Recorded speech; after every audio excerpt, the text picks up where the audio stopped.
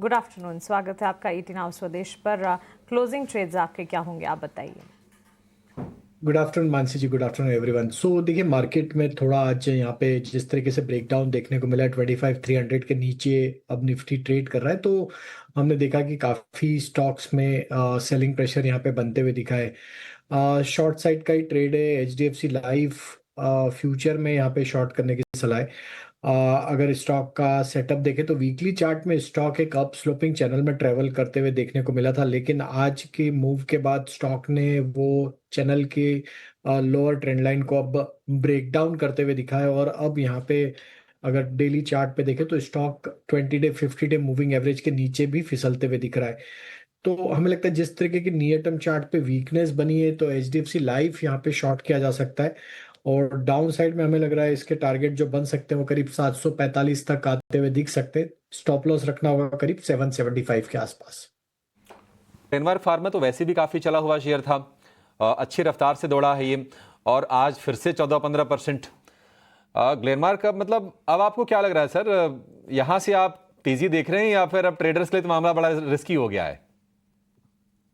तो देखिए, इतनी बड़ी मूव के बाद थोड़ा तो यहाँ पे रिस्की तो होता ही है ट्रेड, क्योंकि इस तरीके से ऑल टाइम हाई ट्रेजेक्टरी में स्टॉक है। एक न्यूज का इम्पैक्ट ऑलरेडी प्राइस में यहाँ पे आते हुए दिखा है, तो थोड़ा अगर करेक्ट होता है तो वापस बाय किया जा सकता है। और हमें लगता है जिस तरीके के मूव बने हैं स्टॉक में, तो 2000 2050 के आसपास इसका इम्पोर्टेंट सपोर्ट रहेगा। अब अगर कोई करेक्शन आता है तो वो लेवल के आसपास मिलता है तो रिस्क टू रिवॉर्ड फेवरेबल होगा। बट हमें लगता है कि अभी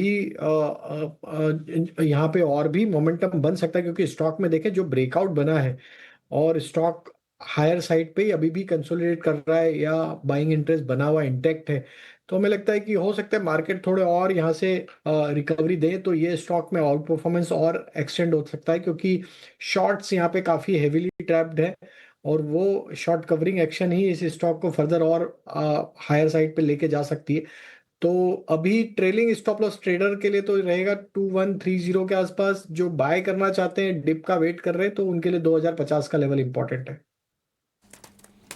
ठीक है, 2050 का इंपॉर्टेंट लेवल होगा ग्लेनमार्क के लिए। अगर आपको बाय करना हो तो उसके साथ आप इसको खरीद सकते हैं। लेकिन फिर एक बार आईटी सेक्टर पर नज़र डालते हैं। और यस, टीसीएस के नतीजों ने सेंटिमेंट तो खराब किया ही है, लेकिन मिड कैप आईटी प्लेयर्स पर अब क्या नज़रिया है? क्या वेट एंड वॉच रखना है? क्योंकि persistent system, Coforge, Oracle financial services, ये सारे वो आईटी प्लेयर्स हैं जो जिनके लिए अमूमन कहा जाता है कि गिरावट अगर मिले तो एक बार खरीदने की अपॉर्चुनिटी ढूंढनी ज़रूर चाहिए। गिरावट मिल रही है, लेकिन क्या सेंटिमेंट खराब हुआ है तो कन्विक्शन भी कम है? तो आई थिंक देखिए, टीसीएस के नंबर्स में एक थोड़ा तो यहाँ से स्ट्रीट ने थोड़ा सा उसको कॉशियस और नेगेटिव साइड पे ही लिया है। उसके चलते हमने देखा कि large cap IT as well as mid cap IT में भी एक दबाव बनते हुए दिखा है। हमें लगता है थोड़ा वेट करना चाहिए। Large cap stocks like Infosys, Wipro किस तरीके के नंबर डिलीवर करते हैं, वो काफ़ी कुछ यहाँ से फर्दर आईटी सेक्टर की दिशा निर्देश तय करेगा आगे आने वाले समय के लिए। बट जो थोड़े से लंबे टाइम होराइजन के लिए अपॉर्चुनिटी का वेट कर रहे थे, उनके लिए तो जरूरी है डिप वापस अपॉर्चुनिटी होगी, क्योंकि अगर स्ट्रक्चर देखें तो काफी mid cap IT stocks as well as large cap IT stocks में लोअर साइड से तो काफी अच्छी रिकवरी बनी है। आई थिंक अगर ये नंबर्स के बाद यहाँ पे 1-2% का और डिप मिलता है और उस वहाँ पे सारा सप्लाई प्रेशर एब्जॉर्ब होता है, तो हमें लगता है कि वापस एक अट्रैक्टिव लेवल के आसपास ही सारे आईटी स्टॉक्स अवेलेबल होते हुए दिखेंगे। निफ्टी आईटी इंडेक्स को भी अगर हम देखें तो निफ्टी आईटी इंडेक्स में भी जिस तरीके से आज डिप लिया है, तो यहाँ पे हमें लगता है कि इंपॉर्टेंट लेवल जो है निफ्टी आईटी इंडेक्स का वो करीब है 37,500 के आसपास, जो कि इसका एक इम्पॉर्टेंट सपोर्ट एरिया है। 37,500 के आसपास अगर ये मिलता है तो हमें लगता है कि एक अच्छे सपोर्ट के आसपास निफ्टी आईटी भी वापस रिट्रेस होता हुआ दिखेगा और वो एक अपॉर्चुनिटी होगी वापस से बाय एंड एक्यूमुलेट करने के लिए। बट हमें लगता है थोड़ा वेट करना चाहिए। अभी ये फर्स्ट नंबर के बाद के जो रिएक्शन है उसमें हमें लगता है थोड़ा इन्फोसिस विप्रो के नंबर्स को भी थोड़ा वेट करना चाहिए। इन्फोसिस, एचसीएल टेक के साथ इन शेयरों को लेकर आप भी कहीं कॉन्ट्रा बाइंग की सलाह देंगे इस फॉल में? तो अभिषेक जी, बिल्कुल देखिए, ये सारी थीम लॉन्ग टर्म के हिसाब से कंटिन्यूटी रहेगी।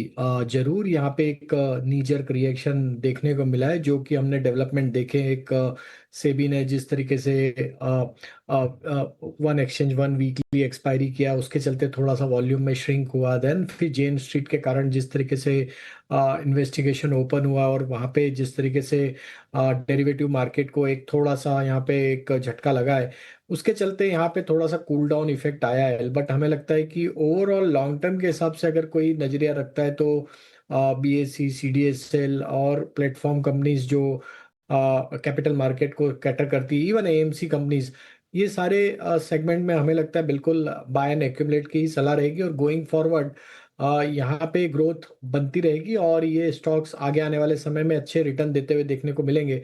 बीएससी की बात करें तो बीएससी में एक अच्छा करेक्शन ऑलरेडी हमने ऊपर से देख लिया है, और जिस तरीके का अब स्ट्रक्चर बन रहा है बीएससी का, हमें लगता है लोअर साइड पे स्टॉक 2200 2050 के आसपास अगर ये मिलता है तो ये वापस एक अट्रैक्टिव लेवल होगा बीएससी को बाय एंड एक्यूमुलेट करने के लिए।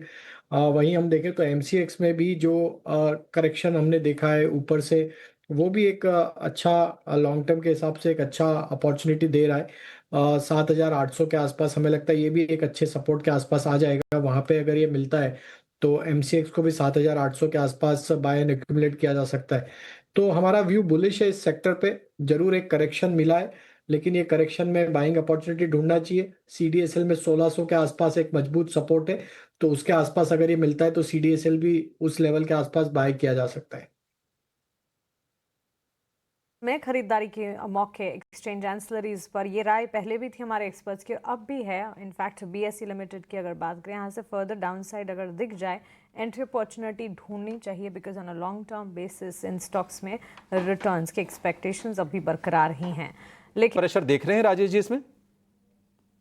आई थिंक स्टॉक का स्ट्रक्चर अभी भी वीक ही है, और स्टॉक में जरूर कुछ समय के लिए हमने एक कंसोलिडेशन देखा था, बट वो कंसोलिडेशन रेंज का ब्रेकडाउन यहाँ पे आते हुए देखने को मिला है। और जिस तरीके से अब वीकली चार्ट पे ब्रेकडाउन बना है, हमें लगता है ये 164-65 के नीचे अगर सस्टेन रहेगा तो इसके लोअर साइड के टारगेट 150-145 की तरफ भी आते हुए दिख सकते। तो स्ट्रक्चर अभी वीक है। जब तक ये स्टॉक 175-180 के ऊपर सस्टेन नहीं होता है, छोटे मोटे उछाल में इसमें हमें लगता है सप्लाई प्रेशर बना रहेगा। जब तक 175 टीएसटी ट्रेड, एसटीबीटी ट्रेड या फिर नो ट्रेड? बीटीएसटी ट्रेड है और उसमें पेटीएम पसंद आ रहा है। पेटीएम में एक ब्रेकआउट यहाँ पे बनते हुए दिखा है। स्टॉक ने ओपनिंग के बाद एक अच्छा अपमूव बनाया था, लेकिन फिर सेकंड हाफ में देखे तो एक करेक्शन के बाद वापस से स्टॉक डे हाई की तरफ ट्रेड करते हुए दिख रहा है। और जिस तरीके का स्विंग हाई का ब्रेकआउट किया है स्टॉक ने, हमें लगता है पेटीएम में यहाँ से 980 की तरफ मूव बन सकते हैं। तो पेटीएम बाय करने की सलाह। स्टॉप लॉस होगा करीब 940 के आसपास। मौके कितने नेगेटिव होगी? प्रमोटर के लिए नेगेटिव खबर, कंपनी के लिए कितनी पॉजिटिव होगी, ये बड़ा समीकरण देखना पड़ता है। हालांकि आज गिरावट है। आपका व्यू शेयर को लेकर क्या है राजेश जी? तो अभिषेक जी देखें तो ये स्टॉक में पिछले 1-2 साल में कोई भी रिटर्न इन्वेस्टरों के नहीं बने। जी का ओवरऑल स्ट्रक्चर देखें तो एक वीक स्ट्रक्चर ही है। जरूर नीचे के लेवल से एक रिकवरी जरूर बनी है स्टॉक में। बट अगर हम हिस्टोरिकली चार्ट देखें तो काफ़ी हायर प्राइस से स्टॉक में एक करेक्शन बना था। करीब 600 रुपये से ऑल द वे करेक्ट होते होते 600 रुपये 100 रुपये तक आया है। और वहां से जो पुल बैक भी बना वो करीब 135-40 के आसपास अभी ट्रेड कर रहा है। तो हमें तो अभी भी यहाँ पे सलाह ये रहेगी कि दूर ही रहें इस स्टॉक से जब तक कि कोई क्लियरिटी नहीं होती है स्टॉक में। अगर टेक्निकल लेवल की बात करें तो जब तक स्टॉक में 160 का लेवल डिसाइसिवली क्रॉस नहीं होता है, स्टॉक में वीकनेस कंटिन्यू रहेगी और छोटे मोटे उछाल में वापस हायर साइड पे सप्लाई रहेगा। 160 के बाद इसमें थोड़ा सा हमें लगता है कि एक बाइंग का रुझान बनेगा और वहां से थोड़ा फ्रेश इन्वेस्टर्स वहां एंट्री लेते हुए दिख सकते हैं। बट अभी 160 तक तो हमें लगता है ये थोड़ा अटकते अटकते चलेगा। ठीक है, जी को लेकर ये व्यू। डाबर हमने देखा कि शुरुआत ठीक किया, दिन के दौरान ये नीचे आया, लेकिन 1:30 बजे के आसपास से एक रिवर्सल हमने अच्छा देखा और क्लोजिंग इसकी करीब 1.5% ऊपर होने जा रही है। डाबर में जिसके लॉन्ग्स हैं, क्या अभी कैरी करके रखे वो? बिल्कुल कैरी करना चाहिए और व्यू बुलिश है। ये स्टॉक हमने हमारे क्लाइंट्स को ऑलरेडी रिकमेंड किया है। वीकली चार्ट पे एक कॉन्ट्रैक्टिंग ट्रायंगल का ब्रेकआउट देखने को मिला है। स्टॉक में एक बड़े करेक्शन के बाद रिकवरी बनी है और अब 200 डे मूविंग एवरेज के ऊपर भी सस्टेन हो रहा है। तो डाबर में हमारा व्यू बुलिश है। हमें लगता है ये 555-560 की तरफ बढ़ते हुए दिख सकता है। तो डाबर बाय किया जा सकता है विद स्टॉप लॉस ऑफ 520। कि स्टॉप लॉस से डाबर को आप खरीद भी सकते